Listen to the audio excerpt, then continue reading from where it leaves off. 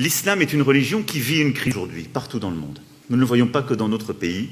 C'est une crise profonde qui est liée à des tensions entre des fondamentalismes, des projets justement religieux et politiques qui, on le voit dans toutes les régions du monde, conduisent à un durcissement très fort. Y compris dans des pays où l'islam est la religion majoritaire. Il y a, dans cet islamisme radical, une volonté revendiquée, affichée, une organisation méthodique pour contrevenir aux lois de la République et créer un ordre parallèle, ériger d'autres valeurs, développer une autre organisation de la société, séparatiste dans un premier temps, mais dont le but final est de prendre le contrôle complet, celui-ci.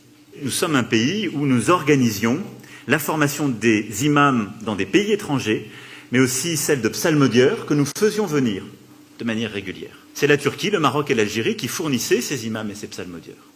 Nous avons décidé de mettre fin à ce système, de manière totalement apaisée, avec les pays d'origine, dont nous sommes convenus avec le Conseil français du culte musulman. C'est que d'ici à 6 mois au plus tard, celui-ci allait finaliser un travail largement commencé depuis plusieurs mois et indispensable. Un travail qui consiste, premièrement, à labelliser des formations d'imams dans notre pays. Deuxièmement, à assumer une responsabilité cultuelle qui sera celle de la certification des imams. Troisièmement, d'écrire une charte dont le non-respect entraînera révocation des imams.